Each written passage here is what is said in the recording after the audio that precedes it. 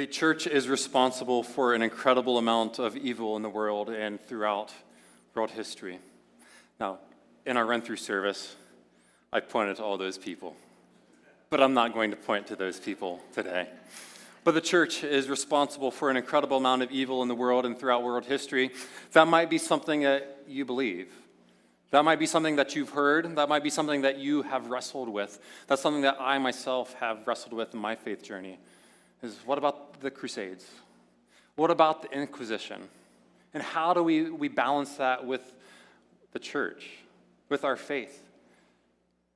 That question, that statement, the church is responsible for an incredible amount of evil in the world and throughout world history. It's a powerful statement, but is that statement true? It's that statement that we're going to look at today. We're going to try to evaluate whether or not that statement is true. And we're in week 3 of a 4-part series that we're calling The Church, where we're looking at how the church got its start, where it came from, and where the church has going, and where the church has kind of gotten some things wrong. Now, if you haven't been with us, just a quick recap. We started out this series by looking at how the church got its start. We talked about how Jesus started the church by empowering his first apostles, his first followers with his Spirit to go out and to proclaim the good news of his kingdom, to proclaim the fact that his kingdom had indeed come on earth as it was in heaven. We saw how that spread throughout the Roman Empire. Then last week we looked at how the church spread then throughout the world, throughout world history. We looked at some of the high points. And we said that we are surrounded, looking at the book of, or the letter to the Hebrews, that we are surrounded by a great cloud of witnesses, cheering us on, encouraging us to run the race, to fix our eyes on Jesus, and to not look around at anything else. And this week we're continuing now the rest of the story. We're looking at, okay, well, what else has happened? What else has the church gotten wrong? You see, this objection that the church is responsible for an incredible amount of evil, or I can't be a Christian because of the Crusades, I can't be a Christian because of the Inquisition, is something that perhaps many of us have wrestled with. Perhaps it's the thing that has kept you from faith because you just can't comprehend a good God would allow his church to carry out the Crusades, and so you don't believe in God then because of the Crusades or because of the Inquisition. Or maybe this is something that has caused you to caution other people from their budding faith. When it comes to faith, you're like, hey, I heard that you went to church this Sunday. And you're like, yeah, I did. And you're like, but did you know about the Crusades? I mean, you laugh, but I've heard people say that. You might be here today and you're a Christian. You might just kind of ignore the ugly parts of the church. Like, yeah, we don't talk about, that uncle over there. We don't talk about that cousin. We don't talk about the Crusades because for you, your faith is kind of fragile. And for you, faith is a zero-sum game. That if you would have to then investigate the Crusades, if you would have to look at all these things, then you are afraid that you might be compelled then to walk away from the faith. And that's not what you want to do. And so we're here today to look at those things, to force you to come face to face with those things. And so a lot of times whenever Christians approach this statement, they do so in a way that's un-Christian. If you're here today and you're not a Christian, you can hold us to a higher standard. We do it in a way that doesn't have Jesus at the focus. We do it in a way that allows us to justify all kinds of evil and has been used to justify all kinds of evil. We say things, well, yeah, but as long as the good outweighs the bad, then, it's okay. As long as the end justifies the means, yeah, that person, they did some bad stuff. But look at all the good, look at the impact that they had on everything else. That's not a way that has Jesus at the center. And I know today as we go through some of these things, it's going to seem like that's what I'm trying to do. I'm trying to evaluate these things through the lens of Jesus, and I'm trying to look at the evidence. Trying to look at the evidence of these things from a historical perspective and not simply maybe what somebody has told you, not maybe what you've heard on YouTube or what you've seen on TikTok, but rather some historical evidence from both a Christian and a non-Christian perspective. People like to say that the church was responsible for the Crusades, the Inquisition, that the church was responsible for witch hunts, for slavery, the church was responsible for being anti-intellectual, for the church was responsible for being anti-science. But are any of those statements actually true? If you're here today and you wouldn't call yourself a follower of Jesus, then you owe it to yourself to look at these statements, to evaluate them for what they are, to evaluate them based on the evidence and not based on what you would like to believe or based on what somebody has told you you should believe. And I know some of you might be thinking, well, that's your truth. That's your truth, Paul. I've got my truth, but that's your truth.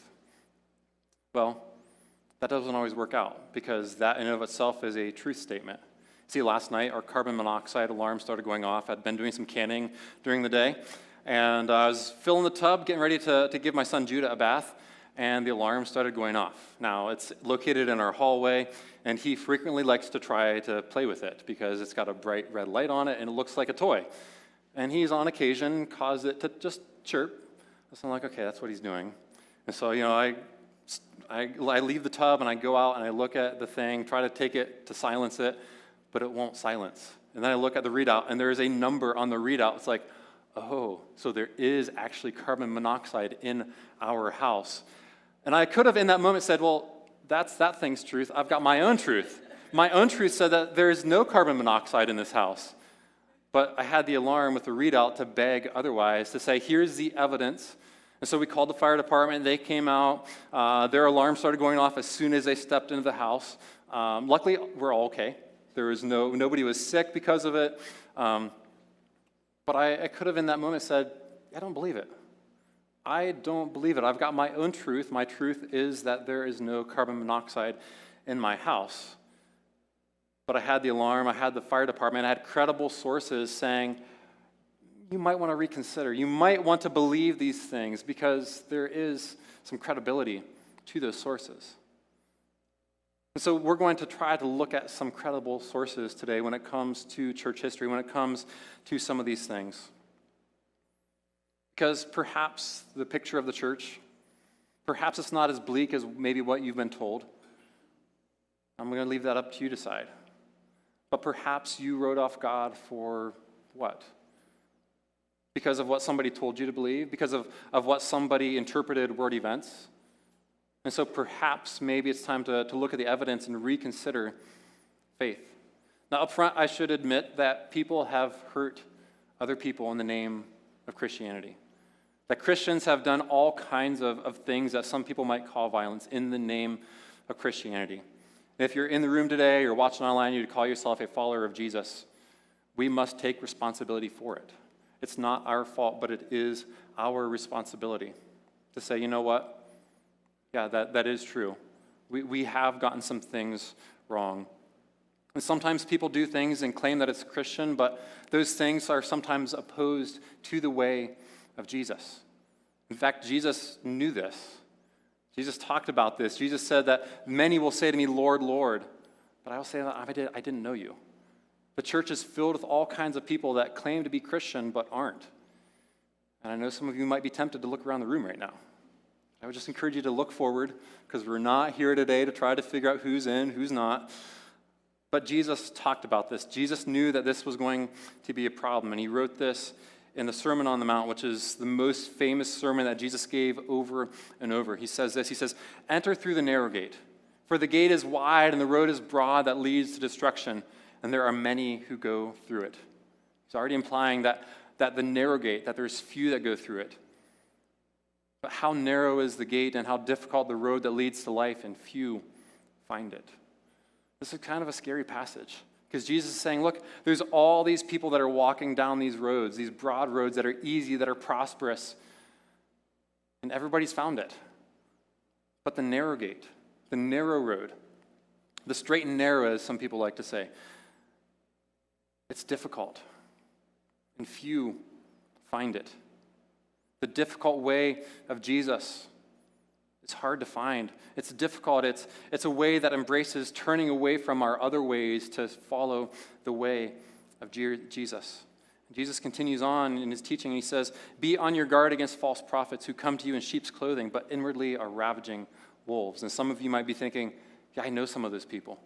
I know some people that outwardly they look like they've got it all together, but inside their life's a wreck. Inside they're a terrible person. They might smile and wave at everybody, but inside they are terrible people. And Jesus is calling out those people, the people that have the outward appearance of being a follower of Jesus, but inward, their lives are no different than the pagans, he's saying. You can disguise yourself with whatever facade or whatever costume that you want to, but that doesn't change what's inside. A wolf in sheep's skin is still a wolf, a ravaging wolf. And Jesus continues on. He says, you will recognize them by their fruit. You will recognize them by their fruit. Are grapes gathered from thorn bushes or figs gathered from thistles? And I'm here today to tell you that no, you cannot gather figs from thistles because I have a fig that I picked off my own fig tree.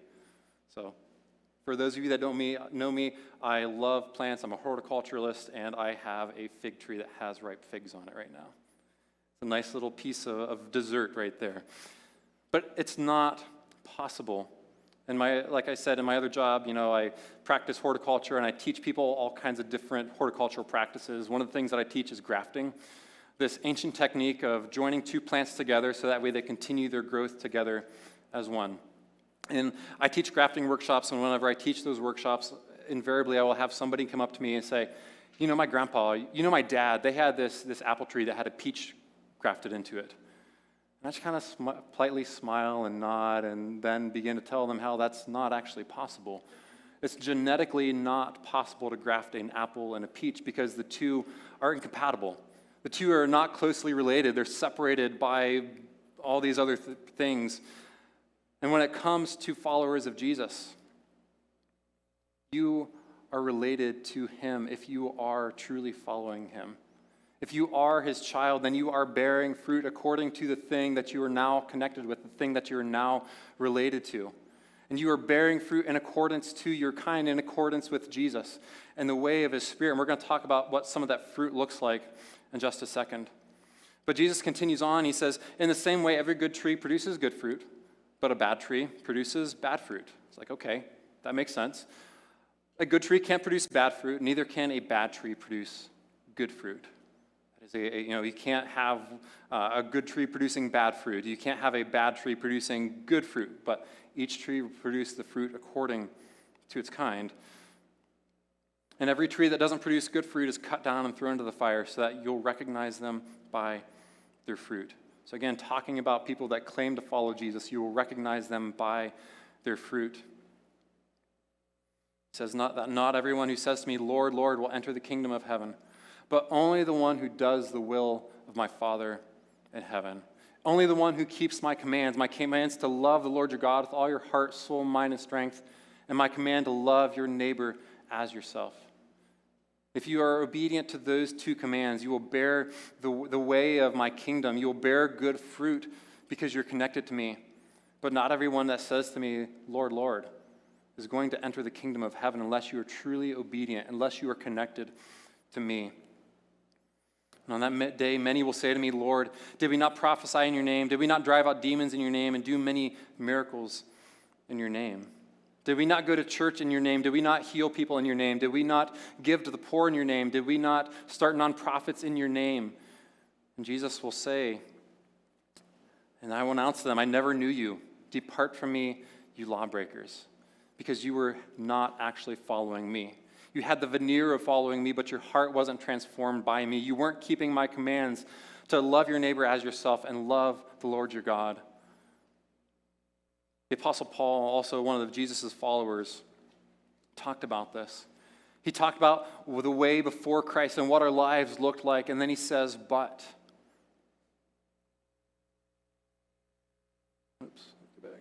the fruit of the Spirit is love and joy and peace, patience, kindness, goodness, faithfulness, gentleness, and self-control.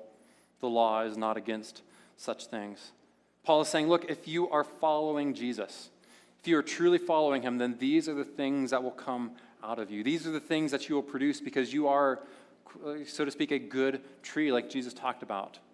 And a good tree will produce good fruit. And these are the good fruits of God's Spirit that he has put inside of those who are truly his followers. And just a little side note right now. If what you're consuming during the week, whether it's media, reading, people you're hanging out with, doesn't fill you with more of these things, if it doesn't help you to be more loving, if it doesn't help you to have more self-control, more patience, then perhaps it's time to reevaluate what it is you're spending your time consuming and who you're hanging out with. Because the fruit of the Spirit is love and joy and peace, patience, kindness, goodness, faithfulness, gentleness, and self-control. And if you're going to claim to follow Jesus, Jesus is saying, look, these are the things that you will produce. These things will come out of you. You will live differently because my Spirit is now living you. But if you're merely claiming to follow me, your life's not going to really look any different than the pagans and those who are not following me. You see, people who claim merely to be Christian but are not actually following Jesus live lives that are no different from anyone else. I love what Mark Clark, an author and pastor, writes in his book, The Problem of God, about this. He says that atrocities done in the name of Christianity are often not done because the teachings of Christianity are bad, but because some people who claim to follow Jesus don't actually know him or follow him. Basically, look, there's not a problem with Jesus. There's not a problem with the teachings of Christianity. It's the people. It's the people. They're not actually following the things that Jesus taught them to live out, but they're following their own way. They're following a different way. So let's look at then some of the things that people say the church has been responsible for. And let's weigh that against the teachings of Jesus and the way of Jesus, the fruit that Jesus said that my followers will produce. The Crusades and the Inquisition. This was a time when Western Europe was fighting a complex geopolitical war, when it was about expanding the empire and taking over new territories to bring more wealth and more control to the king. It was a war that they fought while being culturally Christian. Because Christianity was in the culture, but they weren't actually practicing Christianity. It took place during a time that historians like to call the Dark Ages. You may have heard about the Dark Ages. It was a time when the state and the church were one. We talked about that last week, and that power corrupts. And so when wars were carried out against other nations, it was done so under the Catholic banner because the church and the state were one. But these wars were carried out about expanding empires and not about forcing people to convert. Yes, whenever they would capture people, they would force them to convert to Christianity, but it was forcing them to actually become German or forcing them to become English or forcing them to become Roman. It wasn't actually about forcing them to follow Jesus. And Jesus said that when he came to establish his kingdom, that his kingdom was not of this world. And Jesus rejected power over people. He said that the rulers of the Gentiles lord it over you, but I say not so with you. That whoever wants to be great must become least of all and servant of all. And Jesus came to be servant of all, and he demonstrated that. He demonstrated that by taking off his outer garments and taking the place of a servant and washing his disciples' dirty feet. He took the lowest place, by allowing himself to be crucified on a Roman cross instead of using his power over people to take control. It's popular today to say that Jesus got crucified because he didn't have enough guns. That's simply not popular or true. Jesus was in control of his death at every point along the way. He allowed himself. He willingly laid down his life for the sake of us. And so the Crusades, the Inquisition, it doesn't line up with the teaching and the way of Jesus. Let's look at the witch hunts. Dan Brown in the Da Vinci Code claims that 5 million women were killed during the witch hunts. Carl Sagan, the famous astronomer, says that the church killed perhaps millions of women. But neither Sagan or Brown cite any sources to back up their claims, and that's because those sources don't exist. In fact, most credible historians, religious and non-religious, when they look at this period of history, they estimate that there were about 40 to 60,000 people killed during the witch hunts. And 20% of those were men, not just women. And that's a tragic number, but it's a far cry from the millions that people claim. The Salem, Massachusetts witch trials, they're also filled with extreme exaggeration that thousands of women were killed. But in reality, the best scholars can say that fewer than 25 were actually killed.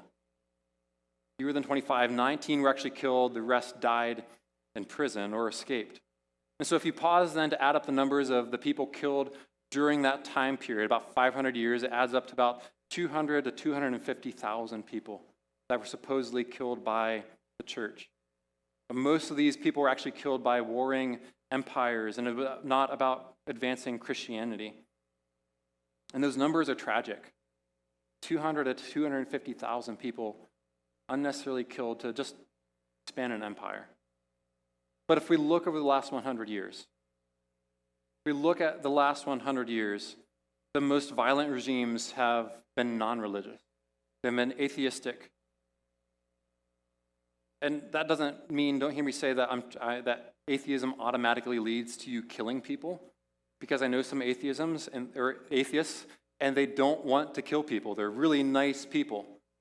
But a world where you take God out of the equation, you can make up your own morality, and it allows you to justify all kinds of things. See, Hitler, I come back to that. Hitler killed over 6 million people. The Khmer Rouge killed over 2 million people. Stalin killed 20 million people. Mao killed 50 to 70 million people over the course of 100 years. If we add up those numbers, we end up with 100 million people over the course of 100 years.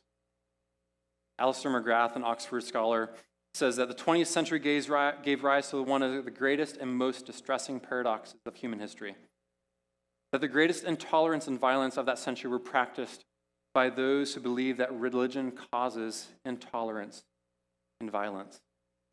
See, these people were carrying out the very thing that they said that religion causes, and trying to stamp out religion, they end up doing what they claimed that religion did. But the essence of Christianity is Jesus' life, his teaching, his death, his burial, his resurrection. Jesus never condoned violence. And though actions were carried out in the name of the church, those actions do not line up with the teaching of Jesus. And so when we look at these things, these events that happened, we must look at the teachings of Jesus.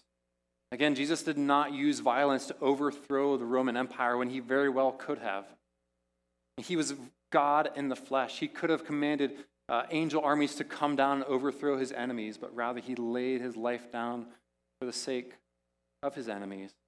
And he calls us to do the same thing. Let's continue on. Let's look at slavery. People like to claim that Christians are pro-slavery, that Christianity supports slavery. But whenever we open up the pages of the New Testament, we see that it's simply not true, because the New Testament doesn't encourage slavery anywhere.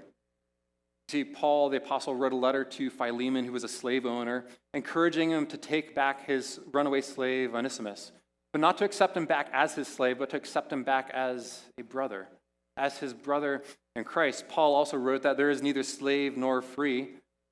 Jesus came to set the captives free, and that's actually from Old Testament prophecies that we learn that Jesus came to set the captives free. See, when we open up the pages of the New Testament, we see that it's very much anti-slavery. It's very much anti-slavery. And the people that use the Bible to justify slavery did so by finding loopholes, did so knowing that they were actually opposed to the teachings of Jesus. Because whenever they gave Bibles to their slaves, they actually took out the parts of the Bible that were anti-slavery. Because giving them the parts that told them that Jesus came to set them free could have led to revolt and an uprising, and would have been financially detrimental to the slave owners. But it was Jesus-following Christians, those that were sold out to the way and the followings of Jesus, that fought for the abolition of slavery in the United States and in England and around the world. It's people like Harriet Tubman, people like Frederick Douglass, people like Harriet Beecher Stowe, people like William Wilberforce, the Quakers. We have a lot of Quaker or Friend churches in this area. We have a lot of houses in our region that are part of the Underground Railroad. And it was those people that were motivated not by the Bible, but because of their faith and the teachings in Jesus. Help runaway slaves to set the captives free. Because they saw all people as being made in the image of God. They saw all people worthy of dignity and respect. They saw the slave as their brother. Not as somebody to be oppressed for the benefit of someone else, but as their brother to serve alongside. People like to claim that the church is anti-science, that throughout history the church has tried to suppress scientific thought. People claim that the church killed Galileo, but that's simply not true. Galileo was imprisoned because of some of his scientific discoveries, but he was not killed. He was put under house arrest. It was actually the Reformation that we looked at last week that paved the way for people to begin to explore the created order. It provided a framework for them to begin to look at all things because they saw all truth as God's truth. They began to find God revealed in creation. And so they began to think for themselves. Up until that point in history, nobody had the framework to do what what the Reformation in Europe allowed to happen. It gave birth to the scientific revolution. We have people like Newton and Kepler and Pascal, Boyle, Galileo, and I could go on. But all of these people were deeply committed to the Christian faith. Their own writings talk about how their faith in God motivated their scientific pursuits. They describe things like calculus, like geometry, like chemistry, like physics, like the laws of planetary motion, like pressure, vacuums, all these things. Think of where our society would be today without the work and the discoveries of these committed followers of Jesus. We wouldn't have our technology that we have today without those discoveries. You see, Christianity paved the way for science to happen, for scientific thought to take place. It's not anti-science. In fact, a fun little fact about Sir Isaac Newton is that he wrote over 4 million words of theology. 4 million, in addition to his scientific pursuits. Theology is the study of God. So he was constantly poring over the scriptures, trying to learn more about the God who he was trying to discover in creation. 4 million words, that's enough to fill 30 volumes of books. It's an incredible amount of writing. People like to claim that the church is anti-intellectual, that Christians are against learning, that the church is against teaching other people, but it's actually the Christians that set up the first schools. About 500 years after the life of Jesus, the first schools were set up in monasteries. That later gave way to cathedral schools, which paved the way for the modern K-12 education system. Because in these schools, they also taught the faith, but they also taught things like math and logic, and later on they began to add other subjects. You see, before this time, people for the education, they just simply memorized propaganda. But it was the Christians that took learning to a new level, to intellectual exploration, and not just memorizing rote propaganda. Oxford University, founded in 1000 AD, was founded with the sole purpose of educating pastors and sending them out to the world. And it was Oxford University that helped spawn Western civilization as we know it. See, Oxford, the people that studied the Bible there, gave birth to things that we take for granted, things like freedom of speech, things like women's rights, things like human dignity, things like freedom from slavery, things like rights to personal property in Western democracy. All these things came out of these people's pursuit of Jesus. And then along came Cambridge, and the Puritans from Cambridge started Harvard University here in the United States in order to train up pastors in this new colony. They also went on to start Yale and Princeton, Columbia, the College of William and Mary, Rutgers, University of Pennsylvania, Dartmouth. 167 of the first 182 colleges and universities in the United States were founded as Christian institutions in order to train pastors and educate the masses. You see, without these first universities, we wouldn't have every other major university that we have today. It was the Christians that started the modern K-12 public education system in Germany. You may have heard of kindergarten. It comes from the German Kindergarten. Now, my German is terrible because I've never had a German class. But it comes from that idea. It was the Puritans that paved the way for free public education. We make fun of the Puritans because of how they lived and some of their beliefs about God, but the Puritans passed laws in their towns requiring the laws to provide free public education for all children. And our modern educational system was birthed out of that. And we can continue on and talk about the modern medicine. How it was the Christians almost immediately after the time of Jesus that began to care for the sick, for the dying. You see, most people at this time where they were consumed with their own daily life because life was pretty difficult at that time. But it was the Christians that went out of their way to care for babies that had been left for dead. It was the Christians that swept in when fire and earthquake and famine had struck to care for people, care for the sick, the injured, and the dying. And we can continue on and talk about all those things. But whenever we look at the historical record, when we look at the sum of history and we evaluate it for what history tells us and not what we've been told to believe, we see that perhaps the church hasn't been as bad as maybe what we've been taught. Perhaps the church has done some bad, but also perhaps the church has done some good. And when it comes to this history, we must also weigh it against the teachings of Jesus, because it's not the teachings of Jesus that are bad, it's the people that claim to follow Jesus that are bad. And so whenever we bump up against people that did all kinds of evil in the name of Christianity, we must weigh their life, their actions against what Jesus said at the beginning. That if you're my follower, you will produce good fruit. And the Apostle Paul told us what that fruit looks like. It's things like love and joy and peace and patience. See, it doesn't mean that there's a problem with Jesus if the church has done some bad things, if the church has gotten some things wrong. It means that there is a problem with some of his followers. So perhaps it's time for us to begin reevaluating the way and the teaching of Jesus. If you're here today and you would consider yourself a skeptic, if you're searching, and I invite you to evaluate these things for yourself, to do some research, not just take me at my word, but to do some research from some credible sources.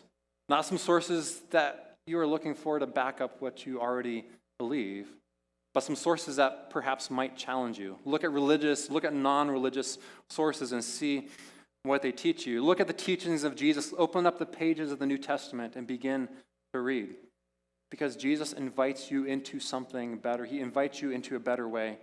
He invites you to follow him, not to follow his followers, but to follow him. I mean, think about it. Whenever it comes to your own life, you want people not to follow the way that you're actually living, but the ideal version of you. That's why if you're a parent and you have kids, and you tell your kids to do one thing and you do the other thing, the opposite, and they catch you doing it and they call you out, what do you say? You say, do as I say, not as I do. Because you want them to follow the ideal version of you. And Jesus came to invite you into that ideal version of you. That ideal version of you that's filled with love and peace and joy and patience, kindness, goodness, gentleness, and self-control. And nobody argues against wanting more of those things. Nobody ever says, you know what, I need less of my marriage. I need less love. I need less patience. No, we don't say that. We say, I need more patience with my spouse. I need to have more love towards my spouse. Nobody ever says, when it comes to their kids, that they need more self-restraint, that they need more patience, that they need more or less gentleness, that they need less gentleness with their kids. No, we all say, I need more gentleness with my kids. Nobody ever says, I need less self-control. When it comes to work or to school, nobody ever says, I've got enough self-control at work. I've got enough self-control at school. No, we need more self-control, not to look at somebody else's paper, not to take credit for their work. We need more self-control, not to use somebody as a ladder to step on in order for us to get ahead. We need more self-control. We need more self-control, not to dive into a relationship that the future version of us is going to regret. It's those things, that good fruit that Jesus calls us and invites us into if we just simply follow him. If you're here today and you would consider yourself a follower of Jesus, Jesus is going to ask you, are you following me? Are you producing these things? Because if you're not, then perhaps you're not actually following me. Then perhaps it's time to reevaluate and take a fresh look. And if you're here today and you're a skeptic, I invite you to just step out, to just try following Jesus. Because here's the thing about following Jesus, is that the first followers of Jesus, they didn't believe everything that Jesus taught. They didn't believe who Jesus said he was. But as they followed him, they went on a journey with him, and they discovered who Jesus was. They didn't have it all figured out at first, but they went on a journey. And Jesus invites you along on that journey to just step out and try following him. Because here's the thing that we know about following Jesus, is that following Jesus will make your life better. And think about all the fruit, the good things that we want more of in our life, more patience, more joy, more peace. And following Jesus will make you better at life. Let's pray together. Heavenly Father, Lord, we thank you that you give us your Spirit to produce in us good fruit. Lord, that you call us your sons and your daughters, that you graft us into your new kingdom community and your new kingdom family, in order that we might be your witness, be witnesses to the way of your kingdom. Father, I pray for those this morning that are skeptical. Father, that they would be just encouraged by your Spirit to step out, to try following you. For those of us, as we evaluate our own lives, as we're following you, Lord, would you give us eyes to see those areas where we're not following you, and give us the boldness to act. In your name I pray.